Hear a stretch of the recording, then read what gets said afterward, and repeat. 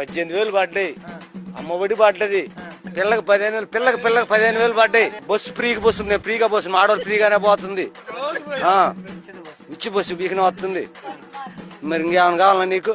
మాకన్నీ చేస్తూనే ఉండు. అసలు చంద్రబాబు అంత మంచోడు.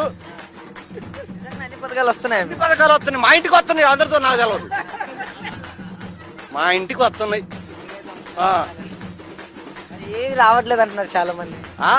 వాళ్ళ కళ్ళు లేవు, నోరు లేదు. నా కళ్ళు ఉంది, నోరు ఉంది కాబట్టి నాకు వస్తున్నాయి. నిజం చెప్పాలి, ఒక పాలన ఏ పథకం ఉందో ఒక్క లేబర్ వచ్చి చెప్పమను. ఒక్క లేబర్ మాకు రైతుగా అసలు ఒక్క పథకం వస్తే ఎవడో చెప్పమను, ఇచ్చినాను అని.